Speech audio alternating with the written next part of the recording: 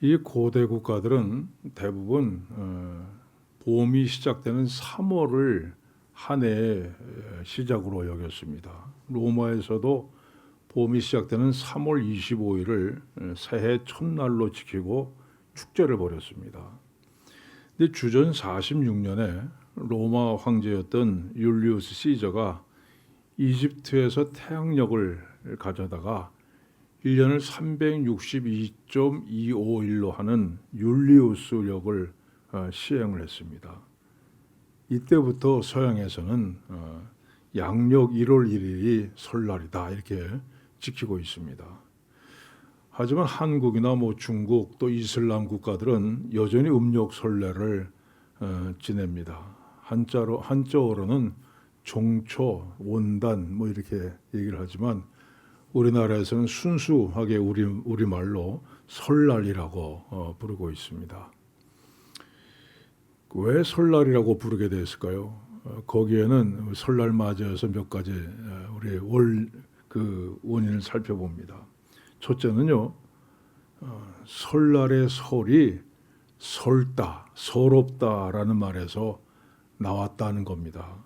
옛날 우리 조상들이 가난하게 살았지 않습니까? 그래서 설날이 돼도 그저 먹을 것이 제대로 없고 그래서 서럽고 또 나이를 한 살 더 먹어서 점점 늙어가는 내 모습이 또 서럽고 그래서 새해 첫날에 서러움을 느꼈다는 겁니다. 그래서 옛말에 서러워서 설, 추워서 추석 이런 말도 있습니다. 두 번째는 우리는 한 번도 본 적이 없는 사람을 만나거나 또 한 번도 가본 적이 없는 그런 장소를 가게 될 때는 낯설다 이런 얘기를 합니다. 그 설다라는 말의 어근인 설이 이 설날이 되었다는 그런 주장입니다. 새해가 한 번도 경험해 보지 못한 낯선 것이기 때문에 설날이라고 부르게 되었다는 겁니다. 세 번째는 설익다라는 말에서 나왔던 주장입니다. 새해는 무한한 가능성을 가지고 있지만 아직 그 꿈이 실현되지 않은 상태입니다. 그래서 새해 첫날을 설날이다 이렇게 부르게 되었다는 얘기입니다. 네 번째는 설레다는 말에서 나왔던 주장입니다.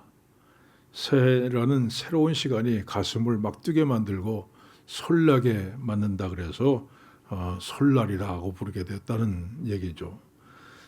다섯 번째는 세운다라는 말에서 설이 유래되었다는 것 견해입니다. 새해가 되면 새로운 뜻, 새로운 결단을 세우게 됩니다. 그 새해 첫날을 뜻이 서는 날이다. 그래서 설날이라고 부르게 되었다는 겁니다.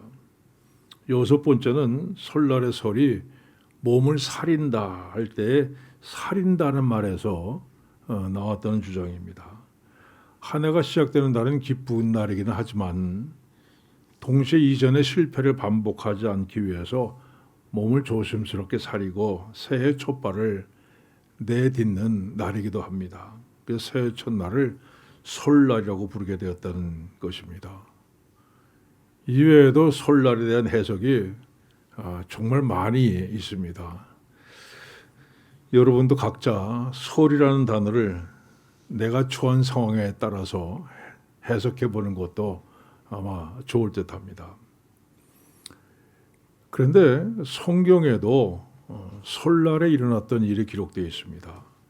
601년 첫째 달, 곧 그 달 초하룻 날에 땅 위에서 물이 거친지라. 여기서 601년은 노아가 601세 되던 해, 그러니까 주전 2347년이라는 뜻입니다. 그래서 이 말은 노아가 601세 되던 해 주전 2347년 정월 초하루에 땅 위에 물이 거쳤다는 뜻입니다. 홍수가 그치고 땅에서 물이 마르기 시작한 날이 바로 첫째 달 초하루, 지금 설날이었습니다. 지금부터 43년 전에 제가 신학대학원 입학시험을 보는데 성경시험이 있었습니다. 제 생각에는 뭐 대학원 성경 시험이니까 뭐 창세기에 나타난 구속사적인 관점을 논하라. 뭐 사도 바울의 구원론에 대해서 논하라. 이런 문제가 그저 서너 개 나올 거다 이렇게 생각하고 갔습니다. 근데 막상 시험지를 받아보니까 정말 보고도 믿을 수 없는 그 광경이 눈앞에 펼쳐졌습니다. 4개의 답 중 하나를 고르는 사지선다형 문제가 시험지 앞뒤로 빽빽하게 서 있습니다. 그리고 마지막 부분에는 성경 구절을 써놓고 이것은 성경 어디 몇 장 몇 절입니까? 이렇게 묻는 문제가 10문제. 그 다음에 뭐 창세기 8장 13절을 쓰시오. 이런 문제가 10문제 있었습니다. 제 예상을 완전히 벗어나는 문제였습니다. 나중에 알고 보니까 그런 예상 문제집이 있더라고요. 그 예상 문제집을 다 가지고 다른 사람들 공부했는데 저만 모르고 볼펜 하나 달랑 들고 시험 보러 간 겁니다. 그래서 나가라 다 나가라 이렇게 쓰고 1등으로 시험장을 나와가지고 집에 갔습니다. 군대나 가야겠다 하고 있는데 며칠 후 당당하게 합격 통지서가 날아왔습니다. 물론 성경 과목은 나중에 재시험을 봐서 통과해야 됐지만 어떻게 합격이 됐는지 아직도 미스터리입니다. 아마 제 생각에는 그래서 목회는 율법으로 하는 것이 아니라 은혜로 하는 것이다. 이걸 가르쳐주기 위한 것인 것으로 생각됩니다. 그런데 제가 아직도 잊어버리지 않는 건 그때 1번 문제가 바로 이것이었습니다. 노아의 방주는 길이가 몇 규빗, 너비가 몇 규빗, 높이가 몇 규빗인가? 정답은 길이가 300규빗, 너비가 50규빗, 높이가 30규빗입니다. 이걸 오늘날 미터법으로 환산하면요. 길이가 138m. 한번 생각해 보십시오. 138m. 그리고 폭이 23m. 높이가 14m나 되는 정말 어마어마한 크기입니다.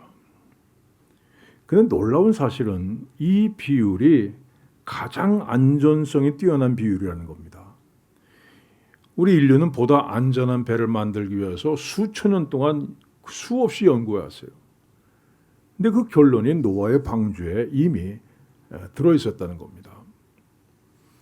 오늘 지구상에 존재하는 동물이 대략 17,600가지라고 봅니다. 이 모든 동물을 암수 한 마리씩 싣는다면 35,200마리의 동물을 싣는 겁니다. 근데 노아가 만든 방주는요, 125,280마리의 동물을 실을 수 있는 크기입니다. 그러니까 지구상에 있는 모든 동물을 다 2마리씩 쌍으로 심고도 72%의 공간이 남는 겁니다. 이 공간에는 식량과 물을 실었던 겁니다. 현재 아라라트 산으로 표기되는 아라라산은요, 터키, 이란, 아르메니아, 아르제르바이잔과 국경을 맞대고 있습니다.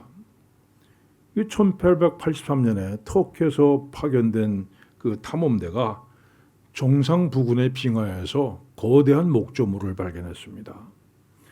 이어서 1916년에는 러시아에서 150명에 이르는 대탐험대를 파견했는데 거기서 거대한 배의 잔해를 발견했다고 합니다. 이 프랑스의 탐험가 페르난도 나바라라는 사람은 1952년부터 3년에 걸쳐서 현지를 탐사했습니다. 그는 4,100m 지점에서 거대한 배의 현, 다시 말해서 가장자리 이 부분을 발굴해서 그 중에서 1m 50cm를 잘라가지고 가지고 돌아왔습니다. 그리고 갖고 와서 이집트 카이로 박물관에서 분석을 했는데 그 결과는요, 그 나무가 구약시대의 잣나무였고 역총을 바른 흔적도 있었다고 합니다. 그리고 그 나무는 유프라테스에서만 자라는 나무인데 유프라테스는 바로 노아가 살던 곳이었습니다. 1952년 미국의 조지 제퍼슨 그리라는 사람은 헬리콥터를 타고 와서 6장의 아주 선명한 방주의 사진을 찍었습니다. 이 사진을 본 사람들은 이렇게 말했습니다. 솔직히 나는 성경을 믿지 않았습니다. 하지만 그 사진을 보고 정말 성경의 기록이 사실이고 성경 말씀이 진리라는 것을 알게 됐습니다. 또 1972년은 나사의 인공위성이 이 아라랏 산에 있는 배 모양의 물체를 포착했습니다. 근데 그 크기가 성경에 나온 노아의 방주의 크기와 정확하게 일치했습니다. 이어서 1984년에 역시 나사의 인공위성 어츠호가 다시 한번 방주의 사진을 촬영했습니다. 그리고 2009년 홍콩의 노아 방주 선교회라는 그 탐사팀이 아라랏 산에서 노아 방주의 일부로 추정되는 대형 목조 구조물을 발견했고 2010년에는 중국과 터키의 사역자팀이 역시 노아의 방주를 발견했습니다. 이들은 방주 내부를 칸으로 막은 동물 우리 영상도 공개를 했습니다. 자, 그러면 하나님께서 노아에게 이런 어마어마한 방주를 지으라 명령했을 때 여러분 노아가 어떤 표정을 지었겠습니까? 황당하잖아요.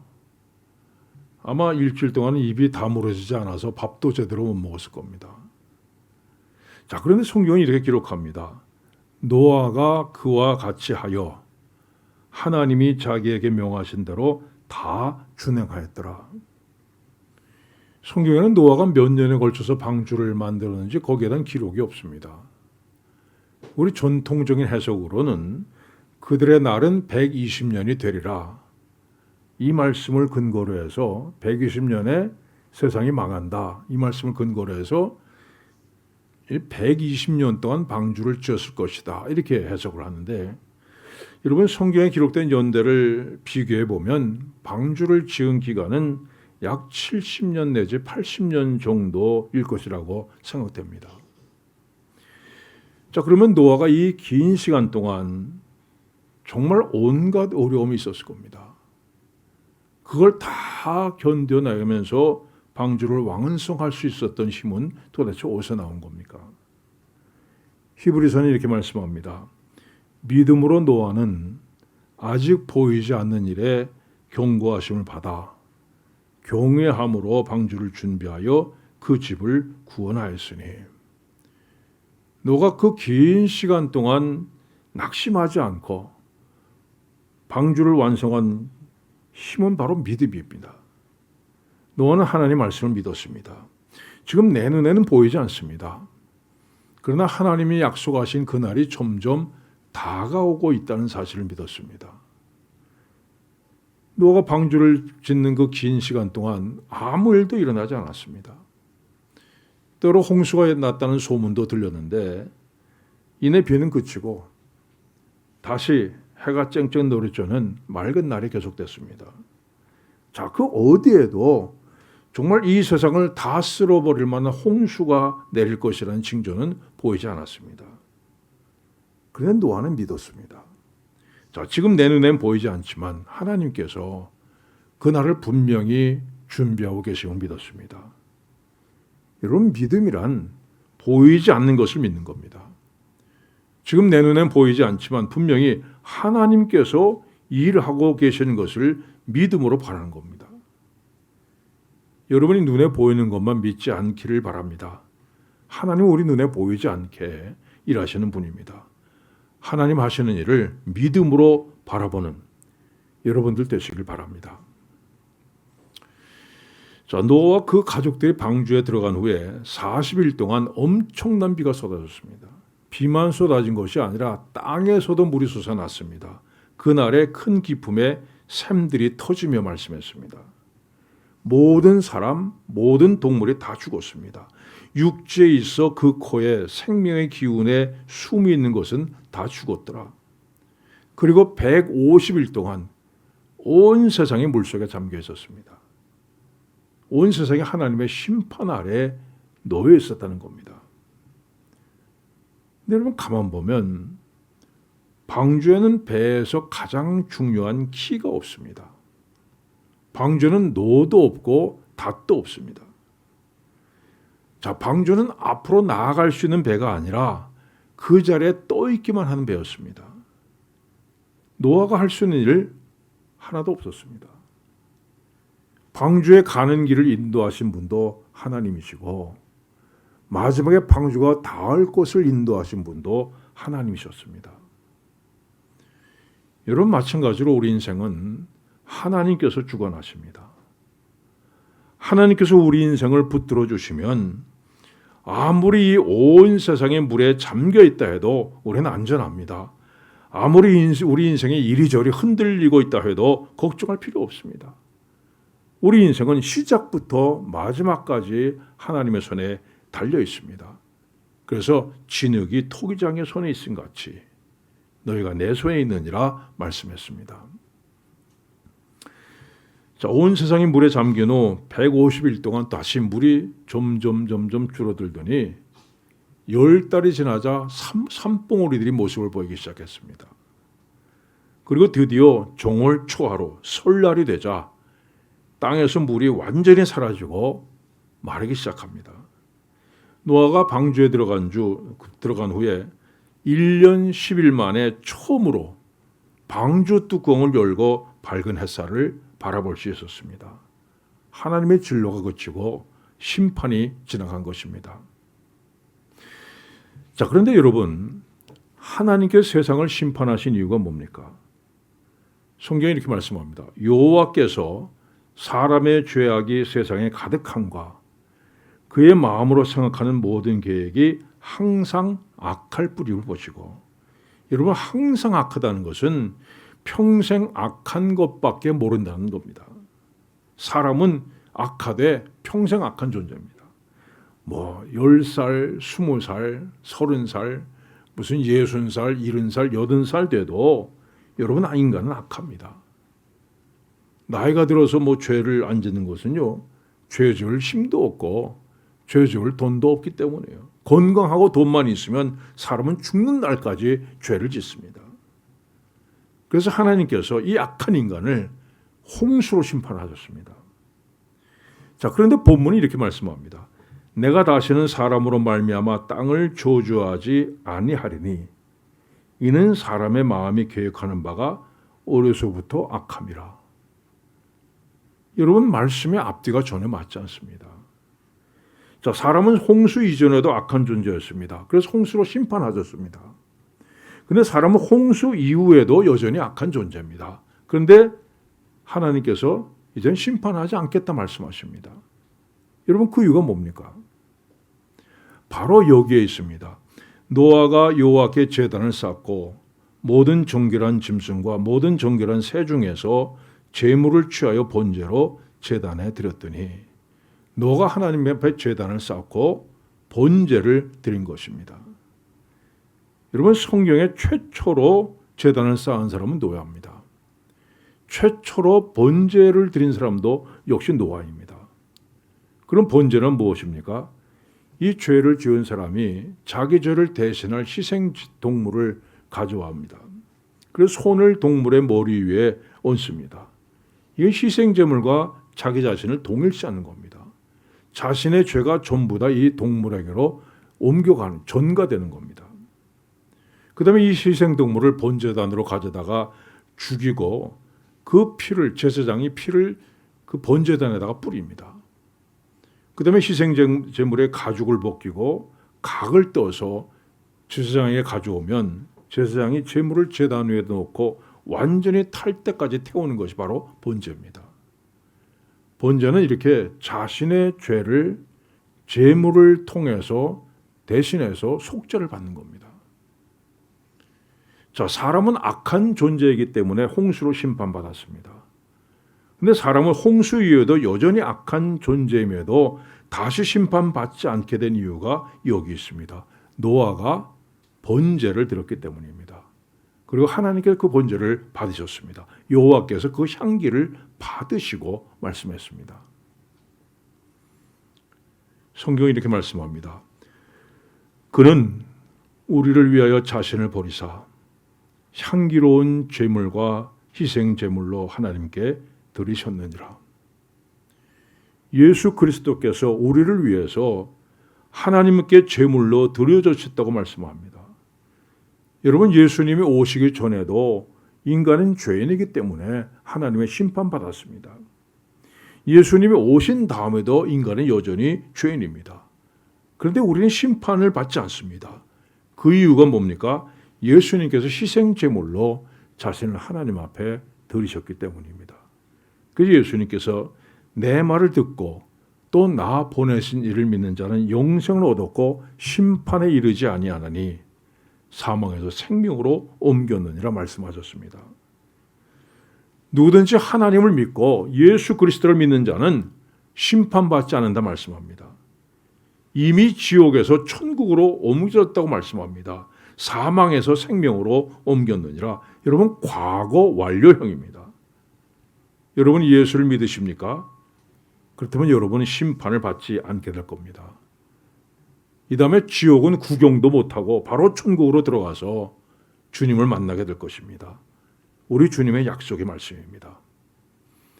하나님께서는 이 노아의 번제를 통해서 이 땅에 오셔서 인류의 죄를 대속할 희생제물 예수 그리스도의 모습을 미리 보여주신 것입니다. 사랑하는 여러분, 종월 초하룻 날에 방주의 문을 열어젖힌 노아처럼 여러분들도 희망의 문을 열어 제치시길 바랍니다. 어두운 한 해를 보내고 힘차게 새해의 문을 여는 여러분에게 하나님께서 큰 은혜를 베풀어 주시기를 축원합니다. 기도하겠습니다. 하나님 아버지, 저희들이 또 새해를 맞았습니다. 종월 초하루에 방주의 문을 힘차게 열어젖히고 밝은 햇살을 마주한 노아처럼, 하나님의 은혜를 찬양한 노아처럼 저희들이 지난 1년 그 어두운 시간들 다 떨쳐버리고 이 시간 희망의 문을 열고 주님을 바라봅니다. 주님, 은혜를 베풀어 주시옵소서. 주님께서 정말 우리의 가는 앞길을 인도해 주시고 온전히 주장하여 주셔서 금년 한 해 하나님 앞에서 복된 한 해가 되게 하여 주시옵소서. 예수님의 이름으로 기도하옵나이다. 아멘.